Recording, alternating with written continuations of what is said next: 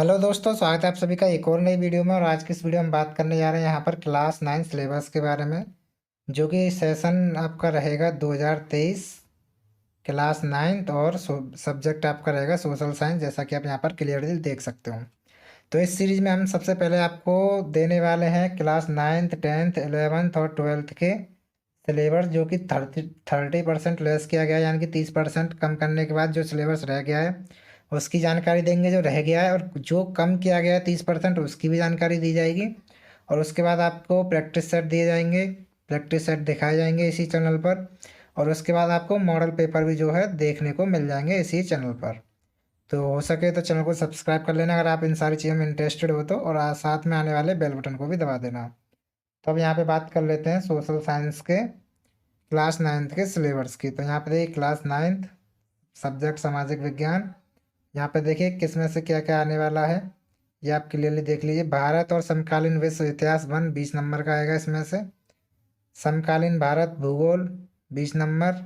लोकतांत्रिक राजनीति 15 नंबर, बाकी 15 नंबर। अर्थव्यवस्था या अर्थशास्त्र टोटल 70, और प्रोजेक्ट कार्य आपके 30, और जो ओवरऑल जो बन के आएगा आपका वो रहेगा आपका 100 नंबर का। बात करेंगे यहाँ पे पहले खंड में से क्या क्या आएगा। तो ये है यहाँ पे भारत और समकालीन विश्व इतिहास 20 अंक, खंड 1 10 अंक, और खंड 2 भी आपका जो 10 अंक का होने वाला है। यहाँ पे देखिए इकाई 1 फ्रांसीसी क्रांति, इसमें से क्या क्या आएगा आपका देखिए। पुरातन शास्त्र व्यवस्था और उसकी समस्याएं संकट। नंबर 2 क्रांति के लिए उत्तरदायी सामाजिक तत्व। नंबर 3 पर आपका तत्कालीन क्रांतिकारी समूह और विचार। नंबर 4 है आपका विरासत। इकाई 2 में आप देखिए क्या क्या आएगा। जारवाद राजस्व का संकट 1905 से 1917 के मध्य सामाजिक आंदोलनों की प्रकृति। विश्व प्रथम विश्व युद्ध और सेवा सोवियत राज्य की स्थापना। नंबर 4 पे आपका विरासत। और खंड 2 देखिए यहाँ पर, खंड 2 में से क्या क्या आने वाला है वो भी हम देख लेते हैं। आधुनिक विश्व में चरवाहे। पशुचारण जीवन निर्वाह के रूप में पशुचारण के विभिन्न स्वरूप, और औपनिवेशिक शासन और आधुनिक राज्य में चरवाहों का जीवन। केस अध्ययन मुख्यतः 2 चरवाहा समूह, एक अफ्रीका का और दूसरा भारत का। मानचित्रकार 5 नंबर। फ्रांसीसी क्रांति, यहाँ पे ये सब मानचित्र में आपको क्या क्या देखने को मिलेगा ये आप यहाँ पर देख लीजिए। तो मानचित्र में आपको देखने को मिलेगा फ्रांसीसी क्रांति में से फ्रांस का रूपरेखीय मानचित्र चिन्हित तथा पहचानने नामांकित करने हेतु। क बोर्डाक्स, ख नानतेस, ग पेरिस, और घ मार्शल्स। नंबर 2 पे देखिए यहाँ पे यूरोप में समाजवाद तथा रूस की क्रांति। विश्व का रूपरेखीय मानचित्र चिन्हित पहचानने नामांकित करने हेतु। विश्व प्रथम विश्व युद्ध के प्रमुख देश, केंद्रीय शक्तियाँ तथा मित्र शक्तियाँ। केंद्रीय शक्तियाँ जर्मनी, मित्र शक्तियाँ फ्रांस, इंग्लैंड, रूस और अमेरिका। तो यहाँ पर ये सब आपको मानचित्र में आना चाहिए। समकालीन भारत भूगोल पे आ जाते हैं, 20 नंबर का है, जैसा कि बता ही चुके हैं आपको पहले से ही। अब इसमें आपका क्या क्या देखने को मिलेगा ये हम आपको बता देते हैं डिटेल में। तो भारत आकार एवं स्थिति, भारत का भौतिक स्वरूप, भू आकृतियाँ, संरचना, प्रमुख प्राकृतिक भौगोलिक इकाइयाँ इत्यादि। अब यहाँ पे देखिए अपवाह, प्रमुख नदियाँ एवं उसकी सहायक नदियाँ, झीलें, अर्थव्यवस्था में नदियों की भूमिका, नदियों का प्रदूषण, नदियों के प्रदूषण को रोकने के उपाय। इकाई 2 में देखेंगे यहाँ पर जलवायु। जलवायु के अंदर आएगा आपका जलवायु को प्रभावित करने वाले कारक, मानसून और इसकी विशेषताएं तथा वर्षा का वितरण, ऋतुएं। जलवायु तथा मानव जीवन। तीसरे नंबर पे आप देखेंगे जनसंख्या आकार, वितरण, आयुलिंग, संगठन, जनसंख्या परिवर्तन। जनसंख्या परिवर्तन के एक घटक के रूप में प्रवास, साक्षरता, स्वास्थ्य, व्यवसायिक संरचना तथा राष्ट्रीय जनसंख्या नीति, विशेष आवश्यकता वाली कुपोषित जनसंख्या के रूप में किशोर। नंबर 4 पे यहाँ देखेंगे मानसिक कार्य। मानसिक कार्य में आप देखेंगे भारत आकार तथा स्थिति। भारत राजधानियों सहित राज्य, कर्क रेखा, मकर रेखा, मानक भूमध्य, सबसे दक्षिणी, सबसे उत्तरी, सबसे पूर्वी तथा सबसे पश्चिमी बिंदु चिन्हित करने तथा नामांकित भी करना, यानी कि नाम अंकित करना, नाम लिखना है। भारत की प्राकृतिक विशेषताएं पर्वत श्रेणियाँ, इसमें आपका काराकोरम, शिवालिक, अरावली, विंध्य, सतपुड़ा, पश्चिमी तथा पूर्वी घाट और जांस्कर, ये सब आपको इसमें से आने वाला है। पर्वत चोटियों के दो, कंचनजंगा और अनाईमुड़ी। पठार में से दक्कन का पठार, छोटा नागपुर का पठार और मालवा पठार। तटीय मैदान कोंकण, मालाबर, कारमंडल तथा नॉर्थर्न सर्कल चिन्हित तथा नामांकित करने हैं। अपवाद तंत्र, नदियां केवल चिन्हित करनी है। इनमें से नदियां यहाँ पर मानचित्र के अंदर हिमालयी नदी तंत्र, सिंधु, गंगा तथा सतलज। तो ये आपको नक्शे में आपको बताना रहता है कि किस जगह पर है। जैसे इस जगह पर है, जिस भी जगह पे है वहाँ पे आपको बताना होता है कि ये नदियाँ है और उसका नाम लिख देना होता है एरो करके यहाँ पर कि ये इस नदी के बारे में बात की गई है, ऐसे आपको कर देना होता है। वहाँ पे आपको मार्किंग कर देनी होती है कुछ इस तरीके से और उसके बाद बता देना होता है। ठीक है, तो हिमालय नदी तंत्र, सिंधु, गंगा तथा सतलज। प्रायद्वीप नदियाँ नर्मदा, ताप्ती, कावेरी, कृष्णा, गोदावरी, महानदी। झीलें, झील में से आपको पता होनी चाहिए कौन बूलर झील कहाँ पर है मैप में। पुलिकट, सांबर, चिल्का, बेमनाथ, कोल्लेरू कहाँ पर है। बात करेंगे नेक्स्ट जलवायु की। तो जलवायु में आप यहाँ पर देखेंगे चिन्हित करने हेतु शहर तिरुवनंतपुरम। तो जलवायु में आपको शहर चिन्हित करने तिरुवनंतपुरम, चेन्नई, जोधपुर, बेंगलोर, मुंबई, कोलकाता, लेह, शिलांग, दिल्ली, नागपुर चिन्हित तथा नामांकित करने हैं। 20 सेंटीमीटर से कम तथा 400 सेंटीमीटर से अधिक वर्षा वाले क्षेत्र केवल चिन्हित करने हैं आपको। जनसंख्या में आपको देखना है सबसे अधिक और कम जनसंख्या वाले घनत्व वाले राज्य, उच्चतम तथा निम्नतम लिंग अनुपात वाले राज्य, क्षेत्रफल के अनुसार सबसे बड़े और छोटे राज्य, ये भी आपको जो है चिन्हित तथा नामांकित करने हैं। उसके बाद यहाँ पे दृष्टिबाधित परीक्षार्थी हेतु 5 प्रश्न पूछे जाएंगे। बात करेंगे यहाँ पे लोकतांत्रिक राजनीति नागरिक शास्त्र की, तो 15 नंबर। यहाँ पे देखिए इकाई 1 9 नंबर की यहाँ पे है और ये 6 नंबर की है इकाई 2। तो इकाई 1 में से क्या क्या आएगा आपका, देखिए लोकतंत्र क्या एवं क्यों। लोकतंत्र को परिभाषित करने के विभिन्न तरीके क्या हैं। लोकतंत्र शासन का सर्वाधिक प्रचलित स्वरूप क्यों बन चुका है। लोकतंत्र के विभिन्न क्या विकल्प क्या हैं। क्या लोकतंत्र अपने मौजूदा विकल्पों से श्रेष्ठ है। क्या प्रत्येक लोकतंत्र में समान संस्थाएं और आदर्श होने चाहिए। संविधान निर्माण, इसमें से आएगा आपका भारत लोकतंत्र बना क्यों और कैसे। भारतीय संविधान कैसे विकसित हुआ। भारतीय संविधान की प्रमुख विशेषताएं क्या हैं। भारत में किस प्रकार से लोकतंत्र निरंतर रचित एवं पुनर्रचित हुआ है। इकाई नंबर 2 में है संस्थाओं की कार्य प्रणाली, देश कैसे शासित होता है। हमारे लोकतंत्र में संसद की क्या भूमिका है। भारत के राष्ट्रपति, प्रधानमंत्री और मंत्रिपरिषद की क्या भूमिका होती है, ये कैसे एक दूसरे से संबंधित है। ये सब आपका आने वाला है। उसके बाद यहाँ पर लोकतांत्रिक अधिकार की बात कर लेते हैं। इसमें से क्या आएगा, तो वो है आपका हमें संविधान में अधिकारों की आवश्यकता क्यों है।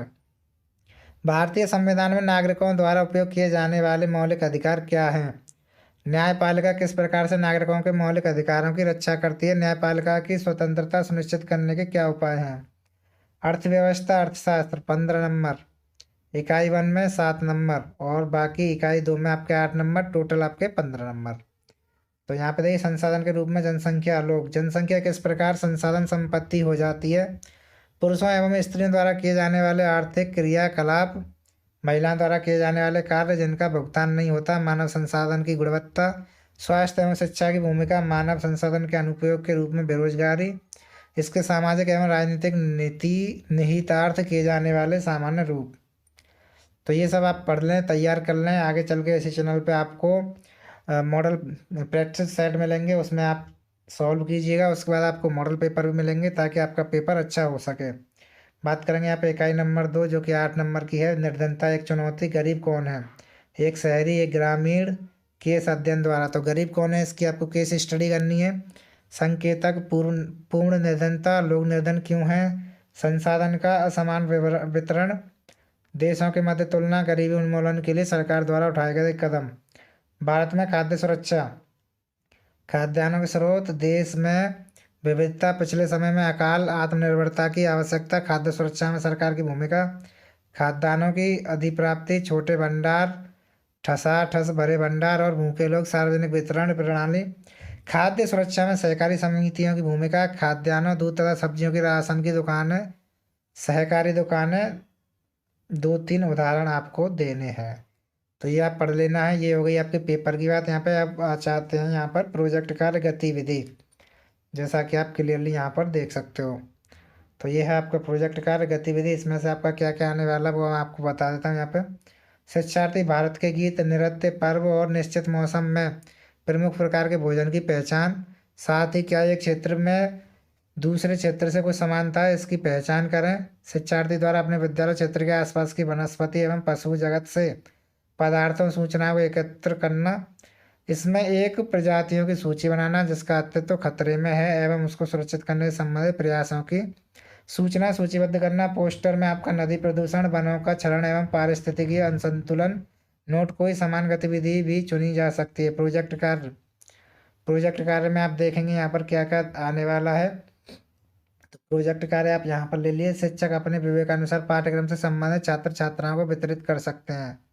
अपेक्षित उद्देश्यों की पूर्ति हेतु यह आवश्यक हो कि प्रधानाचार्य अध्यापक द्वारा विभिन्न स्थानीय सरकारी संस्थाएं और संगठन जैसे आपदा प्रबंधन संस्थाएं, सहायक पुनर्वास और आपदा प्रबंधन विभागों द्वारा राज्यों के जिलाधिकारी कार्यालय, उपायुक्तों, अग्निशमन सेवा, पुलिस, नागरिक सुरक्षा आदि के द्वारा सहायता लिया जाना आवश्यक होगा। प्रोजेक्ट कार्य हेतु निर्धारित अंक, विषय वस्तु की मौलिकता एवं शुद्धता। नंबर 2, प्रस्तुतिकरण तथा रचनात्मक, एक एक अंक के हैं। आप देख सकते हैं यहाँ पर प्रोजेक्ट द्वारा प्रोजेक्ट पूरा करने की प्रक्रिया 1 अंक। पहल करना, सहयोगिता, सहभागिता तथा समयबद्धता। विषय वस्तु आत्मसात करने हेतु मौखिक अथवा लिखित परीक्षा 2 अंक। प्रोजेक्ट कार्य तथा मूल्यांकन, प्रोजेक्ट कार्य का मूल्यांकन विद्यालय स्तर पर आंतरिक होगा।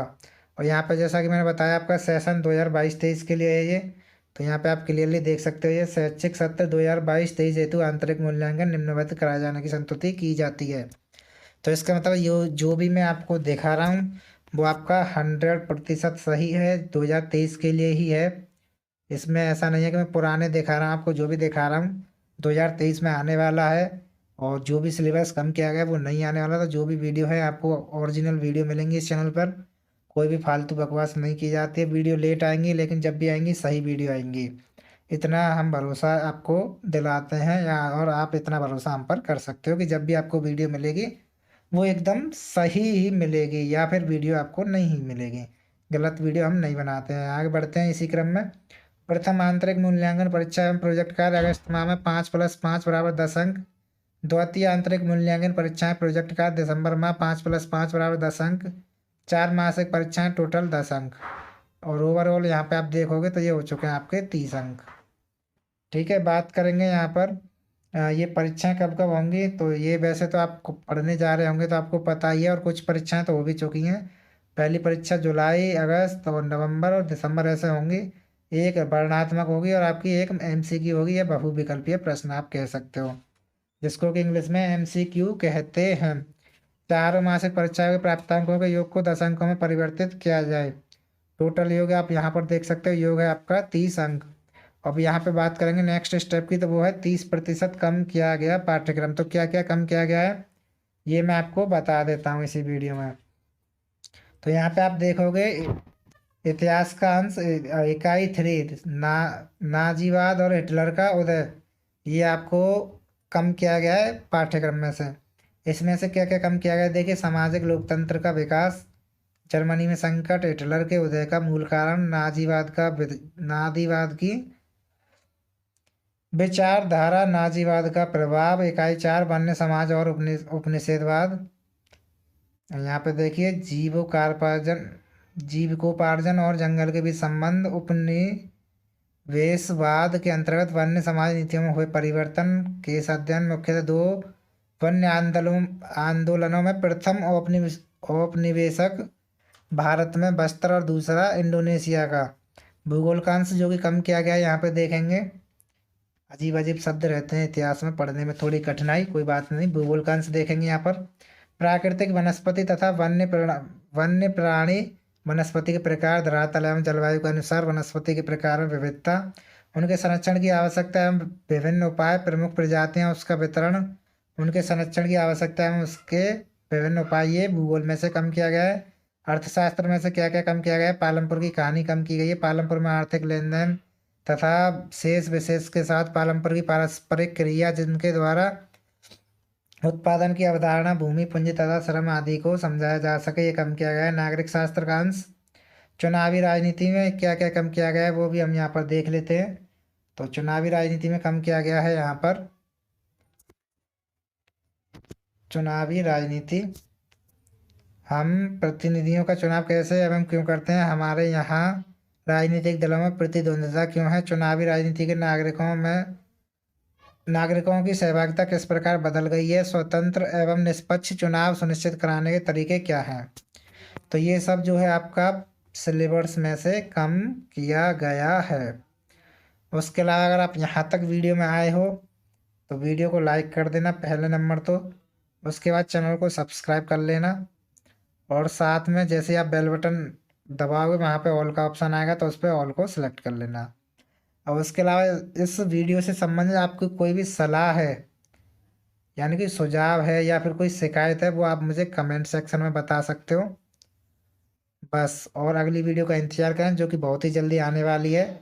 और अगर आपको किसी भी सब्जेक्ट या सिलेबस के बारे में जल्दी वीडियो चाहिए तो वो भी आप कमेंट करके बता दें कि सर इस सब्जेक्ट पे बनाइए या इस क्लास की बनाइए। वैसे ये वो series by 9th 10th 11th 12th चारों की तीनों चीज़ें आएंगी, तीनों चारों क्लास, और तीनों चीज़ बोले तो सिलेबस, प्रैक्टिस सेट और मॉडल पेपर। ठीक है, तो ये सब आने वाला है।